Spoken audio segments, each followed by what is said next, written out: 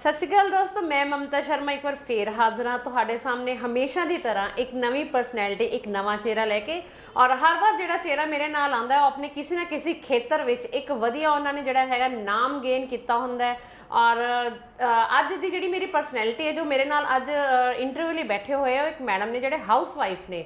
और उन्होंने house wife होंदियां भी उन्होंने अपने खेतर विच मतलब कह लो कि चाहे वह मॉडलिंग है, चाहे उन्हों का जॉब पार्ट है, चाहे उन्होंने फैमिली है, उन्होंने हर चीज़ में जोड़ा है बखूबी एक रूप दे के एक वधिया तरीके नाल जोड़ा है उन्होंने निखारन की कोशिश की है। मतलब कि कभी भी ये कह लो कि नहीं तो लोग कहते कि ये मॉडलिंग विच जा रही हैगी, ये घर नहीं संभाल सकती हैगी, या घर वाली मॉडलिंग नहीं जा सकती हैगी, या मतलब एट ए टाइम चार चीज़ां सामने जड़ियाँ हैगियां वो लोगों को कई बार लगदियां हैगियां कि बहुत औखियां ने। पर जे असी गल करिए अज मेरे नाल जिहड़े परसनैलिटी शिखा जी ने, ये इंज दे परसनैलिटी ने जिहड़े कि मतलब हर चीज़ विच जे असी गल करिए तो आल राउंडर ही काउंट होंदे हैगे। लो मिलो शिखा जी नाल। शिखा जी तुहाडा फिर एक बार तो स्वागत है दर्पण टीवी ते आओ मिलते हैं असीं शिखा जी दे नाल। हाँ जी शिखा जी। सब तो पहला मेरे दर्पण टीवी कैनेडा के सारे व्यूअर्स ਨੂੰ बहुत प्यार भरा सत श्री अकाल। नमस्ते ममता जी। सत श्री अकाल शिखा जी। हाँ जी। अच्छा शिखा जी, पहला तो उही है कि तय दिलों जिहड़ा हैगा तुहाडा स्वागत करते हैं। बड़ी देर तो राबता कायम करने की कोशिश कर रहे थे शिखा जी नूं स्टूडियो बुलाउण दी, पर कदी कदी शिखा जी दे कुछ रुझेवें हो जाते सी, कुछ रुझेवें साडे हो जाते सी, जिहदे करके मतलब स्टूडियो विच शिखा जी नाल मुलाकात करदियां मतलब वक्फा बहुत लंबा पै गया। चलो कोई गल नहीं शिखा जी, देर आए दुरुस्त आए, अज अपनी मुलाकात हो ही गई। तो अच्छा एक मैनू सब तो पहला गल दसो कि शिखा जी तुहाडा बचपन कित्थे गुजरिया, तुसी किहड़े मतलब स्टेट तो या शहर तो बिलोंग करदे हो, तुसी की स्टडी की हैगी है, तुहाडी कॉलेजिंग मतलब तुसी अपने बारे एक बार दर्शकों नूं जिहड़ा हैगा डिटेल विच दस दो। हाँ जी, मैं बॉर्न एंड बॉटअप हैगी हिमाचल प्रदेश हमीरपुर तो। मेरी सारी स्टडी 12th तक हिमाचल तो ही हैगी है। उस तो बाद हिमाचल थोड़ी स्टडी की तंगी रहिंदी है, सीनियर क्लासिस नहीं सी उदों, तो मैं चंडीगढ़ आ गई सी। फिर मेरी डिग्री हुई है चंडीगढ़ कॉलेज लांडरा तो। मेरी डिग्री होने तो बाद ही मैनू सीधे ही जॉब मिल गई सी, तो मैं जॉब कंटिन्यू की। 6-7 साल मैं बाहर रही हाँ सिंगापुर, तो उस तो बाद इंडोनेशिया। तो मेरा प्रोफाइल सी कि मैं जितने भी विश्व विख्यात तुसी कह लो जेड़े पायलट होंदे हैं उन्होंने ट्रेनिंग दिंदी सी। ते ट्रेनिंग किस चीज़ की, जेड़ी साडी समुंदर के नीचे चलती हैगी है, तुसी उन्होंने पनडुब्बी कहते हो, बट साडे उत्थे उन्होंने रिमोटली ऑपरेटिड व्हीकल्स कहते हैं। तो उन्होंने जेड़े पायलट होंदे ने उन्होंने मैं ट्रेन करती सी। तो उस तो बाद असी वापस फिर मेरी मैरिज हो गई तो मैं बॉम्बे शिफ्ट हो गई। बॉम्बे शिफ्ट होने तो बाद जिमें हुंदा है मैरिज हुंदी है, अपनी हाउस फैमिली चलती जाती है, बेबीज़ हो गए, फिर वो वाला साइड साडा चल के मैरिड लाइफ ते चला गया। अच्छा शिखा जी, तुसीं दस्सिया कि तुसीं हमीरपुर तो सीगे और उत्थे तक तुसीं +2 की। हिमाचल विच जिद्दां रहिंदे तो हिमाचल जिद्दां कि सानूं पता कि उत्थे लाइफ बहुत टफ सीगी। हाँ जी, हुंदी है, हुण तक भी टफ हैगी। हाँ हालांकि सरकारां बहुत एफर्ट्स कर रही हैगियां हिमाचल दी लाइफ नूं कंफर्टेबल करन दियां, पर की तुसीं दसोगे कि तुसीं उस लाइफ दौरान कुछ मुश्किलां, कुछ तुहानूं औकड़ां आईयां होण, मतलब कुछ पर्सनली या कुछ स्टडी वाइज, या जिद्दां आम उत्थे आंदियां हैगियां कि मतलब पानियां दी शॉर्टेज या गलियां दी या व्हीकल्स दी, मतलब तुसीं की उस इलाके बारे तुसीं कुछ दसना चाहोगे? हाँ जी, ये गल हैगी है 2000 की, ईयर 2000 की, जदों मैं 12th करती हुंदी सी। ते सब तो वड्डी प्रॉब्लम उत्थे है क्योंकि हिली एरियाज़ होंदे ने ते व्हीकल ट्रांसपोर्टेशन बहुत डिफिकल्ट होंदा है। साडा स्कूल सी ते मैनू याद है सानू 3 किलोमीटर्स मैनू एवरी डे सवेरे भी ते शाम भी स्कूल पैदल जाना पैंदा सी, क्योंकि स्कूल बसां दा उस टाइम कोई प्रावधान नहीं सी कि बच्चों नूं लाई जांदियां ने। ते नॉर्मली जिन्ने भी लोग होंदे साडे घर दे कोल स्कूल लभदे ने, क्योंकि सानू अच्छी एजुकेशन चाहिदी सी, अच्छे स्कूल चाहिए सी। ते मैं अपने रिलेटिव्स कोल रही, तो रिलेटिव्स कोल रहने की वजह नाल जिवें पैसे की तंगी होंदी है, तुसीं बाहर सब सर्वाइव कर रहे हो, तो मैं ट्रांसपोर्टेशन नहीं ला पाई। मैनू रोज़ हर रोज़ मतलब 3 किलोमीटर सवेरे तो 3 किलोमीटर शामी स्टडी वास्ते मैनू आना जाना पैंदा सी। चलो ये तो हो गया तुहाडा हिमाचल का सफ़र। हाँ जी। तो उस तो बाद जो तुसीं शहर विच आए पढ़ाई वास्ते, पेरेंट्स बहुत ईजीली एग्री हो गए हैं, क्योंकि जिद्दां आपां नूं पता है कि हिमाचल विच भी ਕੁੜੀਆਂ ਨੂੰ ਜਿਹੜਾ ਹੈਗਾ ਸ਼ਹਿਰਾਂ ਵਿੱਚ ਨਹੀਂ ਜਾਣ ਦਿੱਤਾ ਜਾਂਦਾ ਹੈਗਾ, ਜਾਂ ਮਤਲਬ ਇਹ ਪਹਿਲਾਂ ਦੀ ਮੈਂਟੈਲਿਟੀ ਸੀਗੀ, ਮੈਨੂੰ ਹੁਣ ਦੀਆਂ ਮੈਂਟੈਲਿਟੀਜ਼ ਨਹੀਂ ਪਤਾ, ਜਾਂ ਕੁੜੀਆਂ ਨੂੰ ਛੋਟੀ ਉਮਰੇ ਜਿਹੜਾ ਹੈਗਾ ਵਿਆਹ ਕਰ ਦਿੱਤਾ ਜਾਂਦਾ ਸੀਗਾ, ਮਤਲਬ ਕੁਝ ਇੰਜ ਦੇ ਸੀਨਸ ਤੁਹਾਡੇ ਨਾਲ ਹੋਏ? ਨਹੀਂ ਮੈਡਮ ਜੀ, ਇਸ ਮਾਮਲੇ 'ਚ ਮੈਂ ਕਹਿਣਗੀ ਕਿ ਮੇਰੇ ਪੇਰੈਂਟਸ ਬਹੁਤ ਸਪੋਰਟਿਵ ਤੇ ਬਹੁਤ ਫਾਰਵਰਡ ਸੀ। ਮੇਰੇ ਫਾਦਰ ਸਾਹਿਬ ਚੀਫ ਇੰਜੀਨੀਅਰ ਰਿਟਾਇਰਡ ਹੈ PWT ਤੋਂ, ਤੇ ਮੇਰੀ ਵੱਡੀ ਸਿਸਟਰ ਵੀ ਹੈਗੀ, ਇੱਕ ਛੋਟਾ ਬ੍ਰਦਰ ਵੀ ਹੈਗਾ। ਉਹਨਾਂ ਦਾ ਮੇਨ ਮਕਸਦ ਸੀ ਜੇ ਮੈਂ ਜਿੰਨੀ ਸੰਘਰਸ਼ ਕੀਤੀ ਹੈ ਪੜ੍ਹਨ ਵਾਸਤੇ, ਕਿਉਂਕਿ ਉਹਨਾਂ ਦੇ ਟਾਈਮ 'ਚ ਨਹੀਂ ਹੁੰਦੀ ਸੀ ਇੰਨੀ ਐਜੂਕੇਸ਼ਨ, ਤੇ ਉਹ ਮੇਰੇ ਬੱਚਿਆਂ ਨੂੰ ਕਰਨ ਪਏ, ਤੇ ਉਹਨਾਂ ਨੇ ਸਾਨੂੰ ਚਾਹੇ PG 'ਚ ਭੇਜਣਾ ਹੋਵੇ, ਚਾਹੇ ਲੋਨ ਲੈ ਕੇ ਪੜ੍ਹਾਉਣਾ ਹੋਵੇ, ਚਾਹੇ ਆਪਣਾ GPF ਕਢਾ ਕੇ ਪੜ੍ਹਾਉਣਾ ਹੋਵੇ, ਉਹਨਾਂ ਨੇ ਸਭ ਕੁਝ ਕੀਤਾ। ਮੇਰੀ ਵੱਡੀ ਸਿਸਟਰ ਵੀ ਇੱਕ ਸੌਫਟਵੇਅਰ ਇੰਜੀਨੀਅਰ ਹੈ ਤੇ ਛੋਟਾ ਬ੍ਰਦਰ ਵੀ ਕੰਪਿਊਟਰ ਇੰਜੀਨੀਅਰ ਹੈਗਾ, ਤੇ ਉਹਨਾਂ ਨੇ ਕੋਈ ਕਮੀ ਨਹੀਂ ਰੱਖੀ, ਤੇ ਅਸੀਂ ਉਸੇ ਚੀਜ਼ ਦੇ ਸ਼ੁਕਰਗੁਜ਼ਾਰ ਹਾਂ ਕਿ ਅੱਜ ਅਸੀਂ ਇੱਕ ਅੱਛੀ ਲਾਈਫ ਸਪੈਂਡ ਕਰ ਰਹੇ ਹਾਂ। ਨਹੀਂ ਬਹੁਤ ਉਹ ਕਹਿੰਦੇ ਆ ਨਾ ਵੀ ਹੈਡਸ ਆਫ ਇਦਾਂ ਦੇ ਪੇਰੈਂਟਸ ਨੂੰ, ਕਿਉਂਕਿ ਦੇਖੋ ਹਜੇ ਤੱਕ ਟਿਲ ਡੇਟ ਮਾਹੌਲ ਇਹ ਚੱਲਦਾ ਹੈਗਾ ਕਿ ਕੁੜੀਆਂ ਨੂੰ ਪੇਰੈਂਟਸ ਜਿਹੜਾ ਹੈਗਾ ਲਾਈਫ 'ਚ ਪ੍ਰੈਫਰੈਂਸ ਨਹੀਂ ਦਿੰਦੇ ਹੈਗੇ, ਕੁੜੀਆਂ ਨੂੰ ਬਹੁਤ ਸਮਝਿਆ ਜਾਂਦਾ ਹੈ, ਪਰ ਉਹ ਪੇਰੈਂਟਸ ਜਿਹੜੇ ਹੈਗੇ ਜਾਂ ਉਹ ਕੁੜੀਆਂ ਬਹੁਤ ਲੱਕੀ ਨੇ ਜਿਨ੍ਹਾਂ ਦੇ ਪੇਰੈਂਟਸ ਆਪਣੇ ਬੱਚਿਆਂ ਨੂੰ ਸਟੈਂਡ ਕਰਨ ਵਾਸਤੇ ਆਪਣੀ ਜੀਵਨ ਭਰ ਦੀ ਪੂੰਜੀ ਜਿਹੜੀ ਹੈਗੀ ਹੈ ਔਰ ਲਗਾ ਦਿੰਦੇ ਹੈਗੇ, ਔਰ ਬੱਚਿਆਂ ਨੂੰ ਵੈਲ ਐਸਟੈਬਲਿਸ਼ ਕਰਦੇ, ਜਿੱਦਾਂ ਕਿ ਤੁਸੀਂ ਆਪਣਾ ਦੱਸਦੇ ਪਏ ਹੋ ਕਿ ਤੁਸੀਂ ਪਣਡੁੱਬੀ ਚਲਾਉਣ ਵਾਲੀ ਜੋ ਵੀ ਤੁਸੀਂ ਤੁਹਾਡੀ ਲੈਂਗੁਏਜ ਵਿੱਚ ਤੁਸੀਂ ਮਤਲਬ ਉੱਥੇ ਟ੍ਰੇਨਿੰਗ ਦਿੱਤੀ ਹੈਗੀ ਹੈ, ਬਹੁਤ ਵਧੀਆ ਮਤਲਬ ਤੁਹਾਨੂੰ ਕੁਆਲੀਫਿਕੇਸ਼ਨ ਦਿੱਤੀ ਗਈ ਹੈ। ਤੁਹਾਡੀ ਸਿਸਟਰ ਨੂੰ ਵੀ ਮਤਲਬ ਜੇ ਗੱਲ ਕਹੀਏ ਕਿ ਆਪਾਂ ਜੇ ਹਿਮਾਚਲ ਦੀ ਗੱਲ ਕਰਦੇ ਆ ਤੇ ਬਹੁਤ ਵਧੀਆ ਤਰੀਕੇ ਨਾਲ ਤੁਹਾਡੇ ਪੇਰੈਂਟਸ ਨੇ ਤੁਹਾਨੂੰ ਗਰੋਨ ਅਪ ਕੀਤਾ ਹੈਗਾ, ਔਰ ਤੁਹਾਡੀ ਮਾਸ਼ਾਅੱਲਾ ਕਹਿੰਦੇ ਸ਼ਾਦੀ ਵੀ ਜਿਹੜੀ ਹੈਗੀ ਹੈ ਬੜੀ ਵਧੀਆ, ਤੁਸੀਂ ਬੰਬੇ ਸ਼ਿਫਟ ਹੋ ਗਏ, ਔਰ ਬੰਬੇ ਤੁਹਾਨੂੰ ਹਿਮਾਚਲ ਤੋਂ ਇੱਕਦਮ ਬੰਬੇ ਜਾ ਕੇ ਫਿਰ ਕਿੱਦਾਂ ਦਾ ਲੱਗਾ? ਜਿਵੇਂ ਪਹਿਲੀ ਵਾਰ ਜਦ ਪੜ੍ਹਾਈ ਕਰਨ ਲਈ ਮੈਂ ਬਾਹਰ ਆਈ ਸੀ, ਐਕਚੁਅਲੀ ਅਦੋਂ ਫੀਲਿੰਗ ਸੀ ਜੇ ਮੈਂ ਕਹਿੰਦੀ ਹਾਂ ਨਾ ਜਿਹੜੀ ਮੈਰਿਜ ਦੇ ਬਾਅਦ ਕੁੜੀਆਂ ਨੂੰ ਆਉਣੀ ਚਾਹੀਦੀ ਹੈ, ਮੈਨੂੰ ਪਹਿਲੇ ਹੀ ਆ ਗਈ ਸੀ ਜਦ +2 ਕੀਤੀ ਸੀ, ਕਿਉਂਕਿ ਤੁਸੀਂ ਆਪਣੇ ਪੇਰੈਂਟਸ ਨੂੰ ਛੱਡ ਕੇ ਆਉਂਦੇ ਹੋ, ਤੁਸੀਂ ਆਪਣਾ ਕੰਫਰਟ ਲੈਵਲ ਛੱਡ ਕੇ ਆਉਂਦੇ ਹੋ, ਤੁਸੀਂ ਲੋਕਾਂ ਵਿੱਚ ਐਡਜਸਟ ਕਰਨਾ ਸਿੱਖਦੇ ਹੋ, ਤੇ ਉਹ ਲੈਵਲ ਮੈਂ ਜਦ +2 ਕੀਤੀ ਸੀ ਅਦੋਂ ਹੀ ਕ੍ਰਾਸ ਕਰ ਲਿਆ ਸੀ। ਤੇ ਜਦ ਬੰਬੇ ਗਏ ਤਾਂ ਇਹ ਕਹਿ ਸਕਦੇ ਨੇ ਕਿ ਬਹੁਤ ਹੀ ਸੌਖਾ ਹੋਇਆ ਮੇਰੇ ਲਈ, ਕਿਉਂਕਿ ਪਹਿਲੇ ਵੀ ਬਾਹਰ ਰਹੇ ਹਾਂ, ਬਿਨਾਂ ਪੇਰੈਂਟਸ ਦੇ ਨਾਲ ਰਹੇ ਹਾਂ, ਸਾਨੂੰ ਪਤਾ ਹੈ ਕਿ ਕਿੱਥੇ ਅਸੀਂ ਐਡਜਸਟਮੈਂਟ ਕਰਨੀ ਹੈ, ਕਿੱਥੇ ਕੰਪਰੋਮਾਈਜ਼ ਕਰਨੇ ਹੈ, ਜਾਂ ਕਿੱਥੇ ਆਪਣੇ ਸਾਹਮਣੇ ਵਾਲਿਆਂ ਨੂੰ ਕਹਿਣਾ ਹੈ ਕਿ ਵੀ ਇਹ ਚੀਜ਼ ਸਾਡੇ ਹਿਸਾਬ ਦੇ ਮੁਤਾਬਿਕ ਨਹੀਂ ਆ।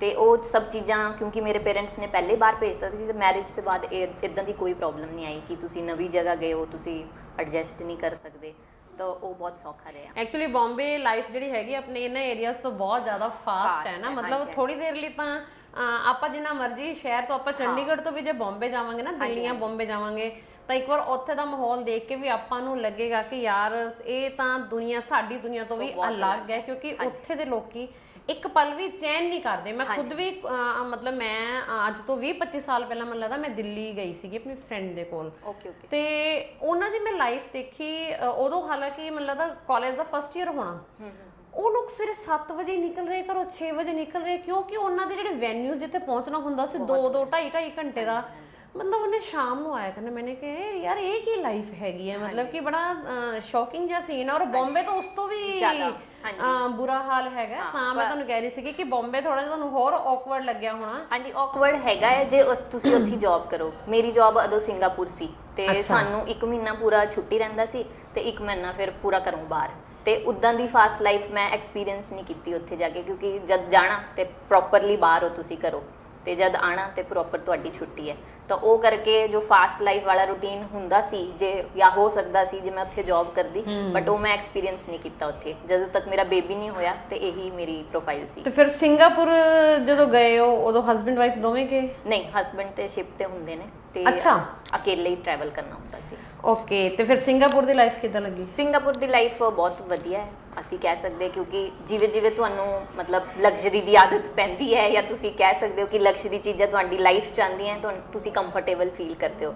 ਤੇ ਅਸੀਂ ਜਦ ਵੀ ਜਾਣਾ ਕੰਪਨੀ ਦੇ ਕੋਲ ਜਾਣਾ, ਹੋਟਲ 'ਚ ਅਸੀਂ ਰਹਿਣਾ, ਹੋਟਲ ਵਾਲੇ ਗੱਡੀ ਦਿੰਦੇ ਸੀ ਆਫਿਸ ਜਾਣ ਲਈ, ਵਾਪਸ ਆਉਣ ਲਈ, ਖਾਣਾ ਪੀਣਾ ਸਾਨੂੰ ਕਦੇ ਨਹੀਂ ਕਿ ਹਾਂ ਤੁਸੀਂ ਬਣਾਉਣਾ ਹੈ। ਤੇ ਇਹ ਬੈਨੀਫਿਟ ਸਾਡੀ ਕੰਪਨੀ ਦੇ ਕਿਉਂਕਿ ਸਾਡੀ ਐਜੂਕੇਸ਼ਨ ਉਸ ਤਰ੍ਹਾਂ ਦੀ ਸੀ ਕਿ ਅਸੀਂ ਉਹ ਸਭ ਚੀਜ਼ਾਂ ਕਰ ਸਕਦੇ ਨੇ, ਤੇ ਉਹ ਬਹੁਤ ਕੰਫਰਟੇਬਲ ਲਾਈਫ ਸੀ, ਅਸੀਂ ਕਹਿ ਸਕਦੇ ਹਾਂ ਕਿ ਮਤਲਬ ਬਿਲਕੁਲ ਹੀ ਕੰਫਰਟੇਬਲ। ਨਹੀਂ, ਮੈਂ ਤਾਂ ਸਿੰਗਾਪੁਰ ਵੀ ਤਾਂ ਪੁੱਛਿਆ ਸੀ ਸ਼ਿਖਾ ਵੀ ਸਿੰਗਾਪੁਰ ਵੀ ਕਿਆ ਇਹੀ ਬੰਬੇ ਦਿੱਲੀ ਵਾਲੀ ਭੱਜਣਸ ਵਾਲਾ ਸੀਨ ਸੀਗਾ ਕਿ ਉੱਥੇ ਕੰਫਰਟ ਸੀ ਥੋੜਾ? ਲਾਈਫ ਕੰਫਰਟ ਹੈ ਉੱਥੇ ਮੈਮ, ਜਿਵੇਂ ਉਧਰ ਜਿੰਨੀ ਵੀ ਬਾਹਰ ਦੀ ਕੰਟਰੀਆਂ ਮੈਂ ਵਿਜ਼ਿਟ ਕੀਤੀਆਂ ਨੇ, ਉੱਥੇ ਉਹ ਫੈਮਿਲੀ ਨੂੰ ਤੇ ਲਾਈਫ ਨੂੰ ਫਸਟ ਪ੍ਰੈਫਰੈਂਸ ਦਿੰਦੇ ਨੇ, ਆਫਿਸ ਬਾਅਦ ਚ ਆਉਂਦਾ ਨਾ।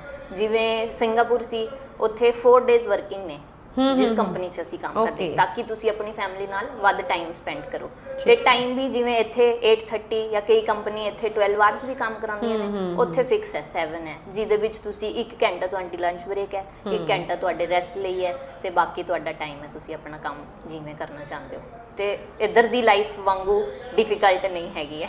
ਬਸ ਉੱਥੇ ਇਹ ਹੈ ਕਿ ਉੱਥੇ ਜਿਵੇਂ ਹੁਣ ਇੰਡੀਆ 'ਚ ਇਹ ਟ੍ਰੈਂਡ ਚੱਲ ਪਿਆ ਮੇਡ ਸਿਸਟਮ ਦਾ, ਮੇਡ ਸਿਸਟਮ ਨਹੀਂ ਹੈ ਉੱਥੇ। ਤੁਹਾਨੂੰ ਹਰ ਕੰਮ ਆਪੇ ਹੀ ਕਰਨਾ ਹੈ, ਜੇ ਖਾਣਾ ਹੈ ਤੇ ਖਾਣਾ ਵੀ ਆਪ ਬਣਾਉਣਾ ਹੈ, ਜੇ ਸਫਾਈ ਹੈ ਤਾਂ ਸਫਾਈ ਵੀ ਆਪ ਕਰਨੀ ਹੈ। ਉਹ ਤੁਸੀਂ ਆਪਣੇ ਹਿਸਾਬ ਨਾਲ ਜਦ ਤੁਹਾਨੂੰ ਟਾਈਮ ਲੱਗੇ ਉੱਦਾਂ ਤੁਸੀਂ ਕਰ ਸਕਦੇ ਹੋ, ਕਿਉਂਕਿ ਸਿੰਗਲ ਪਰਸਨ ਦੀ ਇਤਨੀ ਰਿਸਪੌਂਸਿਬਿਲਿਟੀ ਨਹੀਂ ਹੁੰਦੀ ਹੈ। ਹਾਂਜੀ। ਅੱਛਾ ਸ਼ਿਖਾ ਜੀ, ਜਿੱਦਾਂ ਹੁਣ ਤੁਸੀਂ ਮੋਡਲਿੰਗ ਲਾਈਨ ਵਿੱਚ ਐਂਟਰ ਹੋਏ, ਤਾਂ ਮੈਨੂੰ ਪਹਿਲਾਂ ਤਾਂ ਇਹ ਦੱਸੋ ਕਿ ਤੁਹਾਡਾ ਇਹ ਸੁਪਨਾ ਸਕੂਲ ਵਕਤ ਸੀਗਾ ਜਾਂ ਸਕੂਲ ਵਕਤ ਤੋਂ ਤੁਸੀਂ ਕਿਸੇ ਹੋਰ ਗੇਮ ਵਿੱਚ ਵੀ ਪਾਰਟਿਸਿਪੇਸ਼ਨ ਸੀਗੀ? ਮਤਲਬ ਤੁਹਾਡੀ ਐਕਸਟਰਾ ਐਕਟੀਵਿਟੀਜ਼ ਜਿਹੜੀਆਂ ਹੈਗੀਆਂ ਉਹ ਸਕੂਲ ਦੇ ਵਕਤ ਕੀ ਸੀਗੀਆਂ?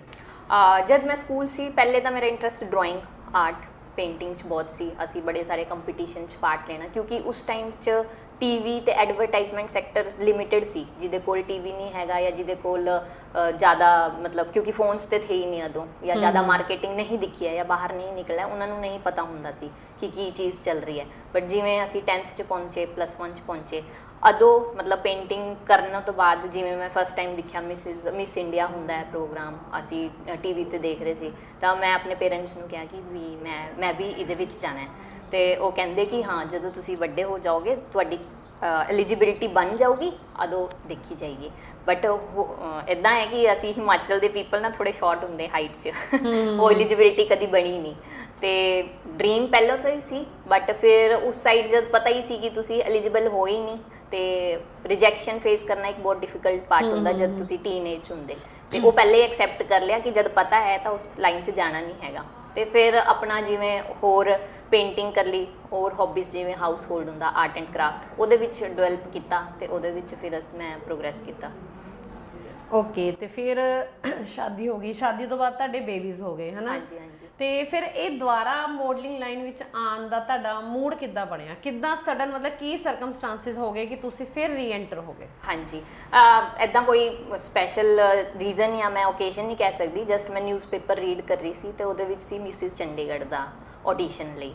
ਤੇ ਮੈਂ ਕ੍ਰਾਈਟੇਰੀਆ ਪੜ੍ਹਿਆ, ਐਲੀਜੀਬਿਲਿਟੀ ਫੈਕਟਰ ਪੜ੍ਹੇ, ਤੇ ਉਹਦੇ ਵਿੱਚ ਹਾਈਟ ਕਿਤੇ ਵੀ ਮੈਟਰ ਨਹੀਂ ਸੀ ਕਿ ਵੀ ਤੁਹਾਡੀ ਹਾਈਟ ਇਸ ਤੋਂ ਵੱਧ ਹੋਣੀ ਚਾਹੀਦੀ ਹੈ, ਘੱਟ ਹੋਣੀ ਚਾਹੀਦੀ ਹੈ, ਜਾਂ ਤੁਹਾਡੇ ਮਤਲਬ ਜਿਵੇਂ ਕਹਿੰਦੇ ਆ ਮਾਡਲਿੰਗ 'ਚ ਬਿਊਟੀ ਜ਼ਿਆਦਾ ਮੈਟਰ ਕਰਦੀ ਹੈ, ਰੰਗ ਹੋ ਗਿਆ, ਤੁਹਾਡੇ ਨੈਣ ਨਕਸ਼ ਹੋ ਗਏ, ਤੁਹਾਡੀ ਫਿਜ਼ੀਕਲ ਐਟਰੀਬਿਊਟਸ ਹੋ ਗਏ, ਉਹਦਾ ਕੁਝ ਵੀ ਮੈਟਰ ਨਹੀਂ ਸੀ। ਤੇ ਮੈਂ ਕਾਲ ਕੀਤਾ ਉਹਨਾਂ ਨੂੰ ਤੇ ਮੈਂ ਪੁੱਛਿਆ ਵੀ ਮੈਮ ਤੁਹਾਡੀ ਐਲੀਜੀਬਿਲਿਟੀ ਮੈਨੂੰ ਕਲੀਅਰ ਨਹੀਂ ਹੋ ਰਹੀ ਤੇ ਮੈਂ ਪਾਰਟਿਸਿਪੇਟ ਕਰਨਾ ਚਾਹੁੰਦੀ ਹਾਂ। ਤੇ ਉਹਨਾਂ ਨੇ ਕਿਹਾ ਕਿਉਂਕਿ ਤੁਸੀਂ ਮਿਸਿਸ ਹੋ, ਤੁਸੀਂ ਇੱਕ ਕ੍ਰੀਏਸ਼ਨ ਕਰ ਚੁੱਕੇ ਆਪਣੇ ਥਰੂ, ਤੁਹਾਡੇ ਬੇਬੀਜ਼ ਨੇ, ਤੁਹਾਡੀ ਫੈਮਿਲੀ ਹੈ, ਤੇ ਅਸੀਂ ਇਹ ਸਭ ਕ੍ਰਾਈਟੇਰੀਆ ਨਹੀਂ ਰੱਖੇ ਨੇ। ਤੇ ਉਹ ਫਿਰ ਮਨ 'ਚ ਸ਼ੁਰੂ ਤੇ ਤਾਂ ਥਾ ਹੀ ਪੁਆਇੰਟ ਤੇ ਉਹ ਦੁਬਾਰਾ ਜਾਗ ਗਿਆ। ਫਿਰ ਮੈਂ ਕਿਹਾ ਕਿ ਨਹੀਂ ਜੀ, ਮੈਂ ਪਾਰਟਿਸਿਪੇਟ ਕਰਨਾ ਹੈ। ਤੇ ਉਹ ਕਹਿੰਦੇ ਮੋਸਟ ਵੈਲਕਮ, ਤੁਸੀਂ ਆਪ ਵੀ ਕਰੋ, ਤੁਸੀਂ ਜੇ ਤੁਹਾਡੇ ਨਾਲ ਕੋਈ ਹੈ ਉਹਨਾਂ ਨੂੰ ਵੀ ਮੋਟੀਵੇਟ ਕਰੋ। ਤੇ ਫਿਰ ਉਦੋਂ ਸਫ਼ਰ ਹੋਇਆ ਦੁਬਾਰਾ ਸ਼ੁਰੂ, ਤੇ ਉਹਨਾਂ ਨੇ ਗਰੂਮਿੰਗ ਕੀਤੀ 3 ਡੇਜ਼ ਸਾਡੀ, ਮਤਲਬ ਪਰਸਨਲ ਬਿਹੇਵੀਅਰ ਜਾਂ ਜਿੱਦਾਂ ਵੀ ਉਹਨਾਂ ਦੀ ਹੁੰਦੀਆਂ ਨੇ ਕਲਾਸਿਸ ਵਗੈਰਾ, ਉਹ ਅਸੀਂ ਅਟੈਂਡ ਕੀਤੀਆਂ। ਫਿਰ ਇੱਕ ਤੋਂ ਬਾਅਦ ਇੱਕ ਜਿਵੇਂ ਉੱਥੇ ਕੰਟੈਕਟ ਬਣਦੇ ਜਾਂਦੇ ਨੇ, ਤੁਸੀਂ ਹੈਗੇ ਨੇ,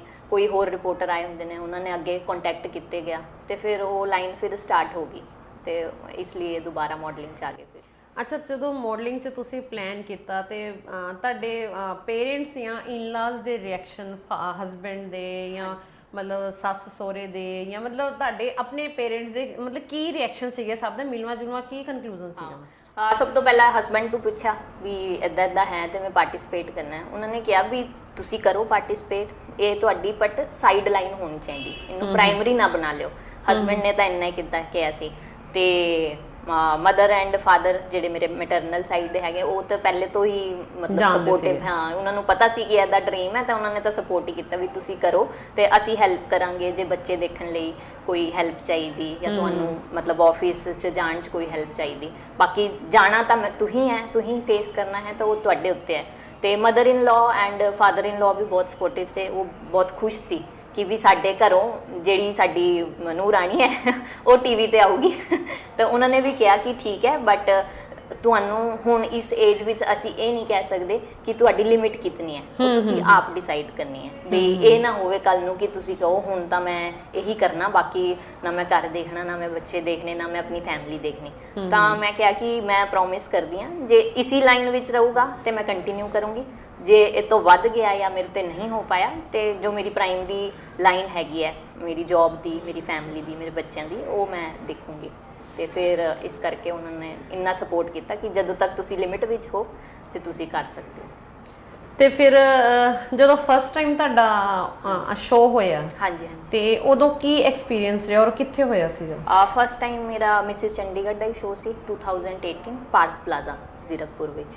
ਤੇ 3 ਡੇਜ਼ ਸਾਨੂੰ ਉੱਥੇ ਰਹਿਣਾ ਸੀ। ਬੇਟਾ ਮੇਰਾ, ਮੈਂ ਪਹਿਲੇ ਵੀ ਕਿਉਂਕਿ ਜਿਹੜੀ ਮੇਰੀ ਜੌਬ ਸੀ, ਅਸੀਂ ਟੂਰਿੰਗ ਜੌਬ ਵੀ ਹੁੰਦੀ ਵਿੱਚ ਕਦੇ ਕਦੇ, ਤਾਂ ਉਹ ਮੇਰੇ ਬਿਨਾਂ ਰਹਿੰਦਾ ਹੁੰਦਾ ਸੀ। ਉਦੋਂ ਮੇਰੀ ਡਾਟਰ ਨਹੀਂ ਹੋਈ ਸੀ ਤੇ ਮੈਨੂੰ ਆਪਣੇ ਬੇਟੇ ਨੂੰ ਮੈਂ ਪੁੱਛਿਆ ਤਾਂ ਉਹ ਵੀ ਬਹੁਤ ਹੈਪੀ ਸੀ। ਉਦੋਂ 3 ਇਅਰਸ ਦਾ ਸੀ ਉਹ, ਬਟ ਉਹ ਕਹਿੰਦਾ ਹਾਂ ਮਮਾ ਆਪ ਜਾਣਾ ਤੇ ਮੈਂ ਵੀ ਦੇਖੂੰਗਾ। ਤੇ ਮੇਰੇ ਪੇਰੈਂਟਸ ਆਏ ਉੱਥੇ ਸ਼ੋਅ ਦੇਖਣ ਲਈ ਤੇ ਉਹਨਾਂ ਨੂੰ ਬੜਾ ਅੱਛਾ ਫੀਲ ਹੋਇਆ ਕਿਉਂਕਿ ਸਾਡੇ ਫੈਮਿਲੀ 'ਚ ਨਹੀਂ ਸੀ ਪਹਿਲੇ ਕੋਈ ਇਸ ਲਾਈਨ ਦੇ ਵਿੱਚ। ਤੇ ਉਹ ਜਿਹੜਾ ਪਾਰਟ ਹੁੰਦਾ ਮਾਡਲਿੰਗ ਦਾ, ਲਾਈਟਸ, ਮਤਲਬ ਲੋਕ ਹੁੰਦੇ, ਕਰਾਊਡ ਹੁੰਦੇ, ਸਾਰਿਆਂ ਨੂੰ ਚੰਗਾ ਲੱਗਦਾ ਜੇ ਤੁਸੀਂ ਫਸਟ ਵਾਰੀ ਜਾਓ। ਤਾਂ ਉਹਨਾਂ ਦਾ ਬਹੁਤ ਅੱਛਾ ਐਕਸਪੀਰੀਅੰਸ ਸੀ। ਕਹਿੰਦੇ ਕਿ ਅਸੀਂ ਤੁਹਾਡੇ ਕਰਕੇ ਇਹ ਸਭ ਦੇਖਿਆ, ਅਦਰਵਾਈਜ਼ ਸਾਨੂੰ ਕੋਈ ਕਿਉਂ ਇਨਵਾਈਟ ਕਰੇਗਾ ਇੱਦਾਂ ਜੀ ਪਾਰਟੀ ਵਿੱਚ ਜਾਂ ਇੱਦਾਂ ਜੇ ਸ਼ੋਅ ਵਿੱਚ ਜਦ ਸਾਡਾ ਕੋਈ ਕੰਸਰਨ ਨਹੀਂ ਹੈਗਾ। ਤਾਂ ਤੇ ਬਹੁਤ ਖੁਸ਼ ਸੀ। ਹਾਂਜੀ, ਫਿਰ ਤੁਹਾਡਾ ਸੈਕਿੰਡ ਚਾਂਸ? ਹਾਂਜੀ, ਸੈਕਿੰਡ ਚਾਂਸ ਫਿਰ ਸਾਡਾ ਹੋਇਆ, ਪਰ ਉਹਦੇ ਵਿੱਚ ਫੈਮਿਲੀ ਨਹੀਂ ਸੀ। ਮੈਂ ਇੱਕ ਕੰਟੈਸਟ ਥਾ ਉਹਦੇ ਵਿੱਚ ਗਈ ਸੀ, ਮੈਂ ਆਪ ਹੀ ਪਾਰਟਿਸਿਪੇਟ ਕੀਤਾ ਸੀ। ਤੇ ਉਹਨਾਂ ਨੇ ਕੁਝ ਟਾਈਟਲ ਸਾਨੂੰ ਦਿੱਤੇ ਤੇ ਕ੍ਰੀਏਟਿਵ ਕੁਈਨ ਦਾ ਮੈਨੂੰ ਟਾਈਟਲ ਉੱਥੇ ਮਿਲਿਆ ਸੀ ਤੇ ਚਾਰਮ ਆਫ ਇੰਡੀਆ ਦਾ ਸਟੇਜ ਸੀ ਤੇ ਉਹ ਵਿਨ ਕੀਤਾ। ਉਹ ਤੋਂ ਬਾਅਦ ਫਿਰ ਕਰੋਨਾ ਆ ਗਿਆ, ਫਿਰ ਪੈਂਡੇਮਿਕ ਹੋ ਗਿਆ।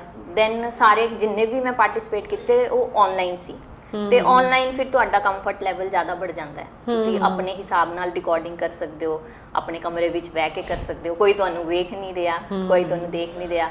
ਤੇ ਉਹ ਰਿਕਾਰਡਿੰਗ ਕਰਕੇ ਮੈਂ ਸੈਂਡ ਕਰਦੀ ਰਹਿੰਦੀ ਸੀ। ਤੇ ਫਿਰ ਮਤਲਬ ਪੈਂਡੇਮਿਕ ਟਾਈਮਸ ਤਾਂ ਇੰਨਾ ਟਾਈਮ ਸੀ ਘਰ ਬਹਿ ਕੇ ਵੀ ਫਿਰ ਜਿੰਨੀ ਮਰਜ਼ੀ ਰਿਕਾਰਡਿੰਗ ਕਰੀ ਜਾਓ ਤਾਂ ਸੈਂਡ ਕਰੀ ਜਾਓ। ਫਿਰ ਉਹਦੇ ਵਿੱਚ ਫਿਰ ਉਹ बढ़ਦਾ ਗਿਆ। ਫਿਰ ਵੀ ਪੰਜਾਬੀ ਚੈਨਲ ਨੇ ਕੰਟੈਕਟ ਕੀਤਾ ਵੀ ਤੁਸੀਂ ਮਤਲਬ ਐਦਾਂ ਕਰਦੇ ਹੋ, ਤੁਸੀਂ ਸਾਡੇ ਬ੍ਰਾਂਡ ਅੰਬੈਸਡਰ ਮਤਲਬ ਬਣਨਾ ਚਾਹੋਗੇ।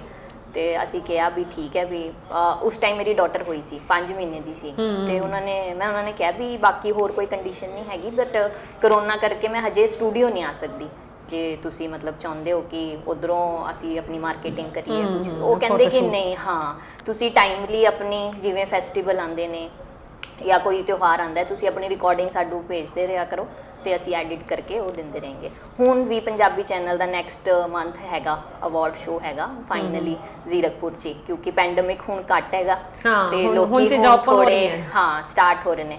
ਤਾਂ ਉਹ ਵੀ ਮੈਂ ਉਦੋਂ ਹੀ ਅਟੈਂਡ ਕਰਦੀ ਹਾਂ ਜਦ ਮੇਰੀ ਆਫਿਸ ਦੀ ਛੁੱਟੀ ਹੋਵੇ ਜਾਂ ਉਹ ਮੇਰੇ ਸ਼ਡਿਊਲ ਨਾਲ ਸੈੱਟ ਬੈਂਦਾ ਹੋਵੇ, ਕਿਉਂਕਿ ਬੱਚੇ ਵੀ ਵੇਖਣੇ ਨੇ। ਬੱਚਾ ਸਕੂਲ ਜਾਂਦਾ, ਇੱਕ ਛੋਟੀ ਹੈਗੀ ਹੈ ਤੇ ਉਹ 14 ਜੂਨ ਜੋ ਆ ਤੋ ਉਹ ਪਹਿਲੇ ਬੁੱਕ ਕਰ ਲੈਂਦੇ ਨੇ ਕਿ ਤੁਸੀਂ ਆਪਣਾ ਸ਼ਡਿਊਲ ਸੈੱਟ ਕਰ ਲਓ। ਹਾਂ, ਵੀ ਉਸ ਦਿਨ ਤੁਸੀਂ ਫ੍ਰੀ ਰਹੋ।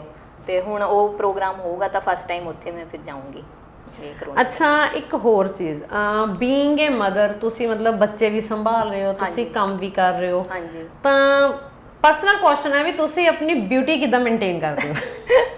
ਪਰਸਨਲ ਕੁਐਸਚਨ ਬਸ ਇਹੀ ਹੈ ਕਿ ਜਦੋਂ ਰਾਤ ਨੂੰ ਤੁਸੀਂ ਸੌਣਾ ਹੈ, ਬਸ ਇੱਕ ਤਾਂ ਨੀਂਦ ਪੂਰੀ ਹੋਣੀ ਚਾਹੀਦੀ। ਜੇ ਨਹੀਂ ਹੋਈ, ਆਪ ਹੀ ਉਹ ਤੁਹਾਡੇ ਫੇਸ ਤੇ ਰਿਫਲੈਕਟ ਹੋ ਜਾਂਦਾ ਹੈ। ਤੇ ਡਾਈਟ ਪ੍ਰੋਪਰ ਰੱਖੋ। ਉਸ ਤੋਂ ਐਕਸਟਰਾ ਮੈਂ ਨਾ ਕੋਈ ਪ੍ਰੋਡਕਟ ਯੂਜ਼ ਕਰਦੀ ਹਾਂ, ਨਾ ਮੈਂ ਕਹਿੰਦੀ ਹਾਂ ਕਿਸੇ ਨੂੰ ਕਿ ਤੁਸੀਂ ਪ੍ਰੋਡਕਟ ਯੂਜ਼ ਕਰੋ, ਕਿਉਂਕਿ ਸਭ ਦਾ ਆਪਣਾ ਸਰੀਰ ਹੈਗਾ। ਪਤਾ ਨਹੀਂ ਜਿਹੜਾ ਮੈਂ ਯੂਜ਼ ਕਰ ਰਹੀ ਉਹਨਾਂ ਨੂੰ ਸੂਟ ਕਰੇ ਵੀ ਜਾਂ ਨਾ ਵੀ ਕਰੇ, ਕੋਈ ਪਤਾ ਨਹੀਂ ਅੱਜ ਕੱਲ੍ਹ, ਕਿਉਂਕਿ ਅੱਜ ਕੱਲ੍ਹ ਮਿਲਾਵਟ ਵੀ ਬਹੁਤ ਹੈ ਤੇ ਬਹੁਤ ਅੱਛੇ ਪ੍ਰੋਡਕਟਸ ਵੀ ਬਹੁਤ ਹੈ ਜੋ ਸਾਡੀ ਰੇਂਜ ਤੋਂ ਬਾਹਰ ਹੈ। ਤੇ ਸਿਰਫ ਇਹੀ ਹੈ ਕਿ ਤੁਸੀਂ ਆਪਣੀ ਡਾਈਟ ਪ੍ਰੋਪਰ ਰੱਖੋ। ਤੇ ਸਭ ਤੋਂ ਮੇਨ ਜ਼ਰੂਰਤ ਹੈ ਮੈਂਟਲ ਟੈਨਸ਼ਨ ਤੇ ਮੈਂਟਲ ਸਟ੍ਰੈਸ ਨੂੰ ਜਿੰਨਾ ਦੂਰ ਰੱਖ ਸਕਦੇ ਹੋ ਉਹਨੂੰ ਅਵੋਇਡ ਕਰੋ। ਕੋਈ ਜਿਮ, ਵਾਕ, ਕੋਈ ਆਸਨ? ਪਹਿਲੇ ਕਰੋਨਾ ਟਾਈਮ 'ਚ ਮੈਂ ਆਪ ਹੀ ਸਾਰਾ ਕੰਮ ਮੈਂ ਆਪ ਹੀ ਕਰਦੀ ਸੀ। ਤੁਸੀਂ ਇਹ ਕਹਿ ਸਕਦੇ ਹੋ ਕਿ ਝਾੜੂ ਲਗਾਉਣ ਤੋਂ ਲੈ ਕੇ ਬਰਤਨ ਧੋਣ ਤੱਕ ਸਭ ਕੰਮ ਆਪ ਹੀ ਕਰਨੇ, ਬੱਚੇ ਨਹਿਲਾਣੇ, ਤਿਆਰ ਕਰਨੇ, ਖਾਣਾ, ਉਹੀ ਇੰਨੀ ਐਕਸਰਸਾਈਜ਼ ਹੋ ਜਾਂਦੀ ਹੈ। ਮੈਂ ਤਾਂ ਸਾਰੀ ਹਾਊਸ ਵਾਈਫ ਨੂੰ, ਮੇਰੀ ਮਦਰ ਨੂੰ ਜਦ ਮੈਂ ਕੀਤਾ ਉਦੋਂ ਮੈਂ ਰਿਅਲਾਈਜ਼ ਕੀਤਾ ਕਿ ਬਹੁਤ ਹੀ ਜ਼ਿਆਦਾ ਕੰਮ ਹੈ। ਤੁਸੀਂ ਸਵੇਰ 5 ਵਜੇ ਤੇ ਸ਼ੁਰੂ ਹੋ ਜਾਓ ਤੇ ਰਾਤ 10 ਵਜੇ ਤੱਕ ਇਹ ਕੰਮ ਕਦੇ ਖਤਮ ਹੀ ਨਹੀਂ ਹੁੰਦੇ। ਮਤਲਬ ਸ਼ੁਰੂ ਤੋਂ ਲੈ ਕੇ ਰਾਤ ਤੱਕ ਤੁਸੀਂ ਇੰਨਾ ਬਿਜ਼ੀ ਹੋ ਕਿ ਜਿਮ ਤੁਸੀਂ ਕਹੋਗੇ ਕਿ ਹਾਂ ਪਹਿਲੇ ਵਾਲੀ ਮਦਰਸ ਕਿਉਂ ਕਹਿੰਦੀਆਂ ਸੀ ਕਿ ਸਾਨੂੰ ਸਾਡੇ ਕੋਲ ਟਾਈਮ ਨਹੀਂ ਹੈਗਾ ਜਾਣ ਲਈ, ਕਿਉਂਕਿ ਬਾਕੀ ਹੀ ਉਹ ਬਹੁਤ ਹੀ ਟਫ ਕੰਮ ਹੈ ਉਹਨਾਂ ਦਾ। ਹੁਣ ਤਾਂ ਮੈਂ ਫਿਰ ਵੀ ਥੋੜਾ ਜੌਬ ਕਰਕੇ ਰਿਡਿਊਸ ਕਰਤਾ ਕੰਮ ਥੋੜਾ ਬਹੁਤ, ਬਟ ਜੋ ਹਾਊਸ ਵਾਈਫਸ ਨੇ ਜਿਹੜੀਆਂ ਮਦਰ ਘਰ ਹੀ ਰਹਿੰਦੀਆਂ ਨੇ, ਮੈਂ ਉਹਨਾਂ ਨੂੰ ਮਤਲਬ ਹੈਟਸ ਆਫ ਕਹਿੰਦੀ ਹਾਂ ਕਿ ਉਹ ਬਹੁਤ ਹੀ ਕੰਮ ਕਰਦੀਆਂ ਨੇ। ਤੇ ਜਿਮ ਤੇ ਵਾਕ ਉਹਨਾਂ ਲਈ ਜ਼ਰੂਰੀ ਨਹੀਂ ਹੈ, ਕਿਉਂਕਿ ਉਹੀ ਕੰਮ ਉਹਨਾਂ ਨੂੰ ਬਿਲਕੁਲ ਪਰਫੈਕਟ ਤੇ ਫਿਟ ਰੱਖਦਾ ਹੈ। ਅੱਛਾ, ਜਿੱਦਾਂ ਤੁਸੀਂ ਹੁਣ ਇੱਕ ਬੇਟੀ ਦੇ ਮਦਰ ਵੀ ਹੈਗੇ ਹੋ, ਹਾਂਜੀ। ਤੇ ਆਪਾਂ ਨੂੰ ਜਿਹੜਾ ਆਉਣ ਵਾਲਾ ਸਮਾਂ ਦੇਖਣ ਨੂੰ ਮਿਲ ਰਿਹਾ ਹੈਗਾ, ਉਸ ਸਮੇਂ ਵਿੱਚ ਕੁੜੀਆਂ ਵਾਸਤੇ ਲਾਈਫ ਬੜੀ ਇਨਸਿਕਿਉਰ ਹੋਈ ਪਈ ਹੈ। ਹਾਂਜੀ। ਤੇ ਤੁਸੀਂ ਕਦੀ ਸੋਚਦੇ ਹੋ ਕਿ ਤੁਸੀਂ ਆਪਣੇ ਬੱਚਿਆਂ ਦੇ ਸਿਕਿਉਰਿਟੀ ਲੈਵਲ ਨੂੰ ਲੈ ਕੇ ਕਦੀ ਕੁਝ ਪਲੈਨਿੰਗ ਕੀਤੀ ਹੋਵੇ, ਜਾਂ ਮਤਲਬ ਕੁਝ ਮਾਈਂਡ ਵਿੱਚ ਕੁਐਸਚਨਸ ਆਉਂਦੇ ਹੋਣ? ਹਾਂਜੀ, ਜਿਵੇਂ ਮੈਰਿਜ ਹੁੰਦੀ ਹੈ ਨਾ, ਇਹ ਸਾਰੇ ਕੁਐਸਚਨ ਮੇਰੇ ਖਿਆਲ ਬਾਈ ਡਿਫਾਲਟ ਹੀ ਲੋਕਾਂ ਦੇ ਦਿਮਾਗ 'ਚ ਆਪ ਹੀ ਆਉਣ ਲੱਗ ਪੈਂਦੇ ਕਿ ਹੁਣ ਜਦ ਸਾਡਾ ਬੇਬੀ ਹੋਏਗਾ ਤੇ ਅਸੀਂ ਫਿਊਚਰ ਕਿਵੇਂ ਪਲਾਨ ਕਰਾਂਗੇ।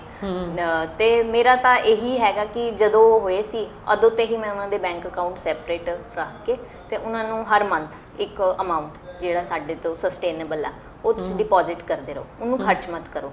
तो कुछ सालों बाद वो आप ही इतना बन जाऊगा कि तुहाडी मतलब गुड़िया ਲਈ ਜਾਂ ਤੁਹਾਡੇ ਮੁੰਡੇ ਲਈ ਤੁਸੀਂ ਯੂਜ਼ ਕਰ ਸਕਦੇ ਹੋ ਉਸਨੂੰ। ਇਹ ਤੁਸੀਂ ਮੈਨੂੰ ਦੱਸਿਆ ਫਾਈਨੈਂਸ਼ੀਅਲ ਸਿਕਿਉਰਿਟੀ। ਹਾਂਜੀ, ਮੈਂ ਉਦਾਂ ਕਹਿ ਰਹੀ ਹਾਂ ਕਿ ਬੱਚਿਆਂ ਨੂੰ ਆਪਣੇ ਆਪ ਤੋਂ ਜਿਹੜਾ ਇਹ ਦੁਨਿਆਵੀ ਰੰਗ ਹੈ, ਇਸ ਦੁਨਿਆਵੀ ਰੰਗ ਤੋਂ ਬਚਾਉਣ ਵਾਸਤੇ ਮਤਲਬ ਤੁਹਾਡੇ ਮਾਈਂਡ ਵਿੱਚ ਕੁਝ ਸਕੀਮਾਂ ਆਉਂਦੀਆਂ ਹਨ ਕਿ ਮੈਂ ਆਪਣੀ ਬੇਟੀ ਨੂੰ ਐਦਾਂ ਸਮਝਾਵਾਂਗੀ, ਮੈਂ ਆਪਣੇ ਬੇਟੇ ਨੂੰ ਐਦਾਂ ਸਮਝਾਵਾਂਗੀ, ਮੈਂ ਬੱਚਿਆਂ ਨੂੰ ਐਦਾਂ ਗਾਈਡ ਕਰਾਂਗੀ, ਮਤਲਬ ਕੁਝ ਉਹ ਚੀਜ਼ਾਂ। ਔਰ ਕੀ ਤੁਸੀਂ ਵੀ ਕਦੀ ਇੰਜ ਦਾ ਕੁਝ ਫੇਸ ਕੀਤਾ? देखो एक बुलिंग कहते जिन्हों या तंग करना जिन्हों कहते वो सब लोग फेस करते हैं अपनी लाइफ च, छोटे होवे बड़े होवे, चाहे स्कूल का टाइम है कॉलेज का टाइम है, बट हर बंदे का उनके नाल डील करने का तरीका अलग होंदा है।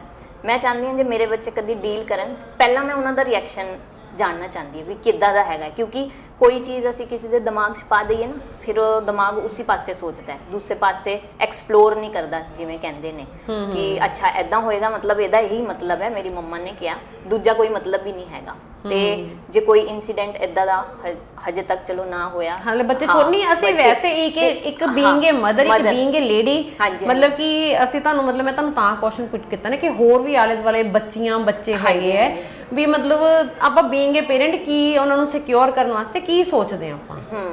ਤੇ ਸਾਡਾ ਮੇਰਾ ਬਸ ਇਹੀ ਹੈਗਾ ਕਿ ਸਿਕਿਉਰ ਅਸੀਂ ਬਿਕਾਜ਼ ਜਿਵੇਂ ਜਿਵੇਂ ਬੱਚੇ ਬੜੇ ਹੁੰਦੇ ਆ ਉਸ ਹਿਸਾਬ ਨਾਲ ਸਾਡੀ ਸੋਚ ਚੇਂਜ ਹੁੰਦੀ ਹੈ। ਤੇ ਮੇਰੇ ਬੱਚੇ ਛੋਟੇ ਨੇ ਬਟ ਨਾਲ ਦੇ ਜਿਵੇਂ ਮੈਂ ਦੇਖਦੀ ਹਾਂ ਇਹੀ ਹੈ ਕਿ ਸੈਲਫ ਇੰਡੀਪੈਂਡੈਂਟ ਹੋਣੇ ਚਾਹੀਦੇ। ਹੁਣ ਜਿਵੇਂ ਮੇਰਾ ਮੁੰਡਾ ਹੈ ਤੇ ਉਹਦੇ ਨਾਲ ਸਾਡੇ ਨਾਲ ਇੱਕ ਗੁੜੀਆ ਰਹਿੰਦੀ ਹੈ, ਸੇਮ ਏਜ ਦੀ ਹੈਗੀ ਹੈ, ਉਹਨਾਂ ਨੂੰ ਅਸੀਂ ਡਿਫੈਂਸ ਕਲਾਸਿਸ ਪਾਇਆ ਦੋਨਾਂ ਨੂੰ। ਓਕੇ, ਕਿ ਤੁਸੀਂ ਆਪਣਾ ਸਿੱਖੋ ਤੇ ਕਮ ਸੇ ਕਮ ਜਦੋਂ ਕਦੇ ਬਾਹਰ ਜਾਓ ਤੁਸੀਂ, ਕਿਉਂਕਿ ਲਾਸਟ ਥੋੜੇ ਟਾਈਮ ਪਹਿਲੇ ਇਨਸੀਡੈਂਟ ਇੱਕ ਸੁਣਨ ਚ ਆ ਰਿਹਾ ਸੀ, ਰਿਊਮਰਸ ਹੈਗੀਆਂ ਨੇ ਕਿ ਕਿੱਦਾਂ ਦੇ ਸੀ ਕਿ ਇੱਧਰ ਇੱਕ ਮੈਂ ਹਾਈਟ ਦੇ ਕੋਲ ਬੱਚਿਆਂ ਨੂੰ ਬੱਸ ਤੋਂ ਫੜ ਲੈਂਦੇ ਨੇ। ਪੈਂਡੇਮਿਕ ਤੇ ਪਹਿਲੇ ਦੀ ਗੱਲ ਸੀ ਤੇ ਉਦੋਂ ਮੇਰਾ ਬੱਚਾ ਸਕੂਲ ਜਾਂਦਾ ਸੀ ਵੀ ਬੱਸ ਵਾਲੇ ਉਤਾਰਦੇ, ਉਹ ਦੇਖਦੇ ਕਿ ਪੇਰੈਂਟਸ ਆ ਗਏ ਨੇ ਲੈਣੇ, ਉਹ ਚਲੇ ਜਾਂਦੇ ਤਾਂ ਕੋਈ ਆ ਕੇ ਕਹਿ ਦੂਗਾ कि बेटा तुहाडी मदर का एक्सीडेंट हो गया, चलो असी आए हैं, मदर ने भेजा। तो उस टाइम च बच्चा किवें रिएक्ट करे? तो कुछ इंसीडेंट असी दस दिंदे उन्होंने पहले ते बाकी उन्होंने सैल्फ इंडिपेंडेंट होना चाहिए। तो मैं तो प्रैफर करती कि छोटी एज तो ही इदां दी क्लासिस तुसी पाओ उन्होंने, ताकि उन्होंने थोड़ा डे टू लाइफ बाहर निकलने का भी थोड़ा एक्सप्लोरेशन होवे ते उन्होंने पता होवे कि कोई सिचुएशन आए तो असी किदां रिएक्ट करिए। बेसिकली तो ही लगा लो कि मतलब जिद्दां तुसीं कह रहे हो बच्चों ਨੂੰ एक्सप्लोर ਤਾਂ ਚਲੋ ਬੱਚੇ ਕਰਨਗੇ, ਪਰ ਬੱਚਿਆਂ ਦਾ ਮਾਈਂਡ ਤੁਹਾਨੂੰ ਪਤਾ ਹੈ ਕਿ ਬਹੁਤ ਛੋਟਾ ਹੁੰਦਾ ਉਮਰ ਦੇ ਹਿਸਾਬ ਨਾਲ, ਤੇ ਔਰ ਦੁਨੀਆ 'ਚ ਇੰਨੀ ਕੁ ਚਲਾਕੀ ਔਰ ਖਰਾਬੀ ਆ ਚੁੱਕੀ ਹੈ ਕਿ ਕਈ ਵਾਰ ਬੱਚੇ ਉਹਨਾਂ ਚੀਜ਼ਾਂ ਨੂੰ ਨਹੀਂ ਸਮਝ ਪਾਉਂਦੇ ਹੈਗੇ। ਚਲੋ ਐਕਸਪਲੋਰੇਸ਼ਨ ਤਾਂ ਠੀਕ ਹੈਗੀ, ਬਟ ਉਹੀ ਹੈ ਕਿ ਪੇਰੈਂਟਸ ਨੂੰ ਵੀ ਜਿਹੜਾ ਹੈਗਾ ਪੈਰ ਪੈਰ ਤੇ ਇੱਕ ਇੱਕ ਚੀਜ਼ ਜਿਹੜੀ ਹੈਗੀ ਇੱਕ ਇੱਕ ਗੱਲ ਬੋਲ ਕੇ ਸਮਝਾਣੀ ਚਾਹੀਦੀ, ਕਿਉਂਕਿ ਕਈ ਵਾਰ ਤਾਂ ਬੱਚੇ ਨਹੀਂ ਸੁਣਦੇ, ਪਰ ਜਦੋਂ ਬੱਚੇ ਉਹ ਸਿਚੁਏਸ਼ਨ ਨੂੰ ਫੇਸ ਕਰਦੇ ਹੈਗੇ ਆ ਤਾਂ ਫਿਰ ਬੱਚਿਆਂ ਦਾ ਦਿਮਾਗ ਕਿਤੇ ਨਾ ਕਿਤੇ ਘੁੰਮਦਾ ਹੈ ਕਿ ਸਾਡੇ ਪੇਰੈਂਟਸ ਨੇ ਸਾਨੂੰ ਆਹ ਗੱਲ ਕਹੀ ਸੀਗੀ ਕਿ ਇੰਜ ਦੀ ਸਿਚੁਏਸ਼ਨ ਆਂਦੀ ਹੈ, ਇੰਜ ਦਾ ਮਾਹੌਲ ਆਂਦਾ ਹੈਗਾ ਤਾਂ ਤੁਹਾਨੂੰ ਜਿਹੜਾ ਹੈਗਾ ਵੀ ਇਹਨੂੰ ਐਦਾਂ ਟੈਕਲ ਕਰਨਾ ਹੈਗਾ। ਮਤਲਬ ਉਹ ਚੀਜ਼ਾਂ ਹੋ ਜਾਂਦੀਆਂ ਨਾ। ਮੈਂ ਮਤਲਬ ਉਹੀ ਮੈਨੂੰ ਸੀਗਾ, ਹਾਲਾਂਕਿ ਮੇਰੇ ਸ਼ੋਅ ਵਿੱਚ ਮੇਰੇ ਬੜੇ ਆਂਦੇ ਹੈਗੇ, ਜਿੱਦਾਂ ਹੁਣ ਅੱਜ ਇੱਕ ਤੁਸੀਂ ਪਰਸਨੈਲਿਟੀ ਬੁਲਾਈ, ਹੋਰ ਬਹੁਤ ਪਰਸਨੈਲਿਟੀਜ਼ ਆਉਂਦੀਆਂ। ਮੇਨ ਅਸੀਂ ਉਹਦੇ ਵਿੱਚ ਇਹੀ ਕਈ ਵਾਰ ਡਿਸਕਸ ਕਰਦੇ ਹੈਗੇ ਕਿ ਅਸੀਂ ਆਪਣੇ ਬੱਚਿਆਂ ਦੀ ਜਿਹੜੀ ਸੇਫਟੀ ਹੈਗੀ ਹੈ ਵੀ ਉਹਨੂੰ ਆਮ ਲੋਕਾਂ ਤੋਂ, ਕਿਉਂਕਿ ਜਿੱਦਾਂ ਅੱਜ ਕੱਲ੍ਹ ਜਗ੍ਹਾ ਜਗ੍ਹਾ ਬੱਚਿਆਂ ਨੂੰ ਚੁੱਕ ਲੈਂਦੇ ਆ ਇਹ ਉਹ, ਮਤਲਬ ਇਹ ਸਾਰੀਆਂ ਕੁਝ ਚੀਜ਼ਾਂ ਆਪਾਂ ਨੂੰ ਕਈ ਵਾਰ ਸਮਝਾਉਣੀਆਂ ਪੈਂਦੀਆਂ ਨਾ, ਬੈਡ ਇਫੈਕਟ, ਗੁੱਡ ਇਫੈਕਟ, ਤੇ ਉਹ ਚੀਜ਼ਾਂ ਮਤਲਬ ਮੈਨੂੰ ਸੀਗਾ ਕਿ ਆਪਾਂ ਥੋੜੀਆਂ ਡਿਟੇਲ ਵਿੱਚ ਜਿੱਦਾਂ ਹੈਗਾ ਵੀ ਤੁਸੀਂ ਆਪਣੇ ਬੱਚਿਆਂ ਨੂੰ ਇਹ ਚੀਜ਼ਾਂ ਗਾਈਡ ਹਾਂਜੀ, ਜਿਵੇਂ ਅਸੀਂ ਮੈਂ ਗਾਈਡ ਕਰਦੀ ਹਾਂ ਜਦੋਂ ਜਿਵੇਂ ਅਸੀਂ ਟ੍ਰੇਨ 'ਚ ਜਾਣਾ ਹੈ, ਤੇ ਮੈਂ ਉਹਨਾਂ ਨੂੰ ਸਾਰੇ ਟ੍ਰੇਨ ਦੇ ਬਾਰੇ 'ਚ ਵੀ ਤੁਸੀਂ ਕਿਸੇ ਨਾਲ ਕੁਝ ਖਾਣਾ ਨਹੀਂ ਹੈਗਾ, ਟ੍ਰੇਨ 'ਚ ਜਦੋਂ ਚੜ੍ਹਨਾ ਹੈਗਾ ਤਾਂ ਤੁਹਾਨੂੰ ਇਹ ਚੀਜ਼ਾਂ ਦੇਖਣੀਆਂ ਚਾਹੀਦੀਆਂ, ਤੇ ਜਿੱਥੇ ਜਿੱਥੇ ਅਸੀਂ ਜਾਂਦੇ ਮੈਂ ਉਸੇ ਨਾਲ ਉਹਨਾਂ ਨੂੰ ਗਾਈਡ ਕਰਦੀ ਹਾਂ, ਕਿਉਂਕਿ ਜੇ ਉਹ ਚੀਜ਼ ਉਹ ਫੇਸ ਨਹੀਂ ਕਰਨ ਤਾਂ ਥੋੜੇ ਬਾਅਦ ਦਿਮਾਗ ਬਾਅਦ ਨਿਕਲ ਜਾਂਦੀ ਹੈ ਦਿਮਾਗ ਤੋਂ। ਜੇ ਉਹਨਾਂ ਨੇ ਮਾਰਕੀਟ ਜਾਣਾ ਹੈ ਤਾਂ ਉਸ ਤਰ੍ਹਾਂ ਦੀ ਵੀ ਤੁਸੀਂ ਮਾਰਕੀਟ ਜਾ ਕੇ ਆਪਣੇ ਮੰਮਾ ਦਾ ਹੱਥ ਨਹੀਂ ਛੱਡਣਾ, ਜਿਵੇਂ ਹੁਣ ਜਿਸ ਏਜ ਦੇ ਬੱਚੇ ਉਸ ਹਿਸਾਬ ਨਾਲ ਉਹਨਾਂ ਨੂੰ ਗਾਈਡ ਕਰ ਸਕਦੇ ਹਾਂ। ਤੇ ਜਾਣ ਤੋਂ ਪਹਿਲੇ ਇਹ ਸਾਰੀਆਂ ਸਾਵਧਾਨੀਆਂ ਅਸੀਂ ਦੱਸਦੇ ਹਾਂ ਵੀ ਤੁਸੀਂ ਬਾਹਰ ਜਾਣਾ ਤੇ ਦੁਕਾਨ 'ਚ ਅਕੇਲੇ ਨਹੀਂ ਘੁੰਮਣਾ, ਇਹ ਜੇ ਰੇਲਵੇ ਸਟੇਸ਼ਨ ਗਏ ਤਾਂ ਇੱਦਾਂ ਕਰਨਾ ਹੈ, ਜੇ 에ਅਰਪੋਰਟ ਗਏ ਤੁਸੀਂ ਤੇ ਤੁਹਾਨੂੰ ਮਤਲਬ ਨਾਲ ਹੀ ਖੜੇ ਰਹਿਣਾ ਹੈ, ਤਾਂ ਇਦਾਂ ਉਹਨਾਂ ਨੂੰ ਗਾਈਡੈਂਸ ਚੱਲਦੀ ਰਹਿੰਦੀ ਹੈ। ਬਾਕੀ ਤੁਹਾਡੇ ਇਨਸੀਡੈਂਟਸ ਤੋਂ ਮੈਨੂੰ ਯਾਦ ਆਇਆ, ਮੇਰੀ ਜਦੋਂ ਜਿਹੜੀ ਬੇਟੀ ਤੁਸੀਂ ਗੱਲ ਕਰ ਰਹੇ ਹੋ ਛੋਟੀ ਸੀਗੀ, 6 ਮਹੀਨੇ ਦੀ ਹੋਣੀ, ਉਦੋਂ ਮੇਰੇ ਕੋਲ ਵਹੀਕਲ ਨਹੀਂ ਸੀਗਾ। ਅੱਛਾ। ਤੇ ਮੈਂ ਪੇਰੈਂਟਸ ਦੇ ਘਰ ਜਾਣਾ, ਜਿੰਨਾ ਕਿ ਇੱਥੋਂ ਲਾ ਲਓ ਆਪਣਾ ਨਿੱਜਰ ਹੈਗਾ ਉਹ ਪੁਆਇੰਟ, ਮੈਂ ਛੋਟੀ ਨੂੰ ਤਾਂ ਗੋਦੀ ਚੱਕ ਲੈਣਾ, ਵੱਡੀ ਬੇਟੀ ਨੂੰ ਨਾ ਪਿੱਛੇ ਚੁੰਨੀ ਫੜਾ ਦੇਣੀ, ਹਾਂ ਵੀ ਬੇਟੇ ਇਹ ਚੁੰਨੀ ਤੂੰ ਮੇਰੇ ਨਾਲ ਫੜ ਕੇ ਨਾ, ਮਤਲਬ ਕਿ ਤੂੰ ਚੁੰਨੀ ਛੱਡਣੀ ਨਹੀਂ ਹੈਗੀ, ਕਿ ਮੈਂ ਹੁਣ ਉਹਨੂੰ ਗੋਦੀ ਚੱਕਿਆ ਕਿ ਮੈਂ ਤੈਨੂੰ ਨਹੀਂ ਨਾਲ ਕਵਰ ਕਰ ਸਕਦੀ ਹੈਗੀ, ਵੀ ਤੂੰ ਚੁੰਨੀ ਬਿਲਕੁਲ ਮੇਰੇ ਨਾਲ, ਤੇ ਜੇ ਮੈਂ ਉਹਦੇ ਹੱਥ ਨਾਲ ਬੰਨ੍ਹਦੀ ਉਹੀ ਹੁੰਦਾ ਨਾ, ਜਿਵੇਂ ਜਿੱਥੇ ਅਸੀਂ ਜਾ ਰਹੇ ਹਾਂ ਉਸੇ ਹਿਸਾਬ ਦੇ ਉਹਨਾਂ ਨੂੰ ਸੇਫਟੀ ਪ੍ਰੀਕਾਸ਼ਨ ਦੱਸ ਸਕਦੇ ਨੇ ਵੀ ਇਹ ਹੈਗਾ। ਬੱਚੇ ਹੁਣ ਯਾਦ ਵੀ ਕਰਦੇ ਕਈ ਵਾਰ ਕਿ ਮੰਮਾ ਤੂੰ ਸਾਨੂੰ ਮਤਲਬ ਮੈਨੂੰ ਤੂੰ ਚੁੰਨੀ ਨਾਲ ਮੇਰਾ ਹੱਥ ਬੰਨ ਕੇ ਨਾਲ ਲਈ ਫਿਰਦੀ ਸੀਗੀ, ਕਿ ਹਾਂ ਵੀ ਮਤਲਬ ਚੱਲ ਇੱਕ ਨੂੰ ਮੈਂ ਗੋਦੀ ਚੱਕਿਆ ਤੇ ਦੂਜੇ ਨੂੰ ਐ ਬੰਨ ਕੇ ਮੈਂ ਸੇਫਲੀ ਜਿਹੜਾ ਹੈਗਾ ਵੀ ਨਾਲ ਤੁਰੀ ਫਿਰਾਂ। ਮਤਲਬ ਆਹੀ ਲਾਈਫ ਦੇ ਐਕਸਪੀਰੀਐਂਸਸ ਹੁੰਦੇ ਹੈਗੇ ਕਿ ਮਤਲਬ ਜਿੱਦਾਂ ਆਪਣੇ ਬੱਚਿਆਂ ਨੂੰ ਆਪਾਂ ਕਿੱਦਾਂ ਗਰੋਨ ਅਪ ਕਰਨਾ। ਤੇ ਉਮੀਦ ਕਰਦੀ ਹਾਂ ਸ਼ਿਖਾ ਜੀ ਕਿ ਤੁਹਾਨੂੰ ਸਾਡੇ ਟੀਵੀ ਸ਼ੋਅ ਵਿੱਚ ਆ ਕੇ ਵਧੀਆ ਲੱਗਾ ਹੋਊਗਾ, ਕਿਉਂਕਿ ਮੈਨੂੰ ਤਾਂ ਤੁਹਾਡੇ ਨਾਲ ਗੱਲਬਾਤ ਕਰਕੇ ਬਹੁਤ ਵਧੀਆ ਲੱਗਿਆ, ਔਰ ਮੇਰੇ ਸਰੋਤਾਵਾਂ ਨੂੰ ਵੀ ਕੁਝ ਨਾ ਕੁਝ ਜਿਹੜਾ ਹੈਗਾ ਦੇਖਣ ਨੂੰ ਸੁਣਨ ਨੂੰ ਮਿਲਿਆ ਹੋਊਗਾ ਕਿ ਕਿੱਦਾਂ ਇੱਕ ਗ੍ਰਹਿਣੀ ਜਿਹੜੀ ਹੈਗੀ ਹੈ ਉਹ ਜਦੋਂ ਆਪਣੇ ਮਕਸਦ ਲਈ ਜਹਿਦ ਕਰਦੀ ਹੈ, ਔਰ ਜੇ ਉਹਦੇ ਦਿਲ ਵਿੱਚ ਕੋਈ ਸੁਪਨਾ ਹੈਗਾ ਤਾਂ ਉਹ ਸੁਪਨਾ ਕਿਤੇ ਨਾ ਕਿਤੇ ਕਿਸੇ ਉਮਰ ਵਿੱਚ ਆ ਕੇ ਪੂਰਾ ਹੁੰਦਾ, ਔਰ ਸੁਪਨੇ ਨੂੰ ਪੂਰਾ ਕਰਨ ਦੇ ਨਾਲ ਆਪਣੇ ਘਰ ਨੂੰ ਸੰਭਾਲਣਾ ਇੱਕ ਬਹੁਤ ਵੱਡੀ ਜ਼ਿੰਮੇਵਾਰੀ ਹੈ, ਜਿਹੜੀ ਕਿ ਸ਼ਿਖਾ ਜੀ ਬਾਖੂਬੀ ਨਿਭਾ ਰਹੇ ਨੇ। ਥੈਂਕ ਯੂ ਮਮਤਾ ਜੀ, ਸਾਨੂੰ ਇੱਧਰ ਮੈਂ ਬਹੁਤ ਖੁਸ਼ ਹਾਂ ਤੁਸੀਂ ਮੈਨੂੰ ਸਟੂਡੀਓ ਤੇ ਸੱਦਿਆ ਤੇ ਮੇਰੀ ਲਾਈਫ ਦੇ ਬਾਰੇ ਚ ਡਿਸਕਸ ਕੀਤਾ, ਕਿਉਂਕਿ ਮੈਂ ਕਹਿਣਾ ਚਾਹੁੰਦੀ ਹਾਂ ਹਰ ਵੂਮਨ ਮਲਟੀਟਾਸਕਿੰਗ ਤਾਂ ਹੁੰਦੀ ਹੈ, ਬਸ ਉਸ ਮਲਟੀਟਾਸਕਿੰਗ ਨੂੰ ਤੁਸੀਂ ਕਿੱਥੇ ਇੰਪਲੀਮੈਂਟ ਕਰ ਸਕਦੇ ਹੋ, ਅੰਦਰ ਬਾਹਰ, ਜਿਹੜੀ ਤੁਹਾਡੀ ਲਾਈਫ ਦੇ ਡ੍ਰੀਮਸ ਹੈ ਉਹਨਾਂ 'ਚ, ਤੇ ਉਹ ਹੋਰ ਵੀ ਜ਼ਿਆਦਾ ਨਿਖਰ ਕੇ ਆਉਂਦੀ ਹੈ ਬਾਹਰ। ਮਤਲਬ ਮੇਨ ਸਾਡਾ ਸ਼ਿਖਾ ਜੀ ਨਾਲ ਮਿਲਵਾਉਣ ਦਾ ਜਿਹੜਾ ਮਤਲਬ ਮੁੱਦਾ ਸੀਗਾ ਉਹ ਇਹ ਸੀਗਾ ਕਿ ਹਰ ਔਰਤ ਨੂੰ ਆਪਣੇ ਬਾਰੇ ਸੋਚਣਾ ਚਾਹੀਦਾ ਹੈ। ਹਰ ਗ੍ਰਹਿਣੀ ਸਿਰਫ ਇਹ ਨਾ ਸੋਚੇ ਕਿ ਉਹ ਗ੍ਰਹਿਣੀ ਹੈਗੀ, ਉਹਦੇ ਵਿੱਚ ਵੀ ਟੈਲੈਂਟ ਹੁੰਦਾ ਹੈ। ਜੇ ਉਹ ਆਪਣੇ ਕੰਮਾਂ ਕਾਜਾਂ ਚੋਂ ਕੁਝ ਆਪਣੇ ਬਾਰੇ ਸੋਚੇ ਤਾਂ ਸ਼ਾਇਦ ਉਹ ਆਪਣਾ ਕੋਈ ਨਾ ਕੋਈ ਟੈਲੈਂਟ ਜਿਹੜਾ ਹੈਗਾ ਬਾਹਰ ਕੱਢ ਸਕਦੀ ਹੈ। ਤੇ ਸ਼ਿਖਾ ਜੀ ਇਹਦੇ ਨਾਲ ਹੀ ਅਸੀਂ ਆਪਣੇ ਸਰੋਤਾਵਾਂ ਤੋਂ, ਆਪਣੇ ਦਰਸ਼ਕਾਂ ਤੋਂ ਇਜਾਜ਼ਤ ਲਵਾਂਗੇ। ਰੱਬ ਰਾਖਾ। Thank you.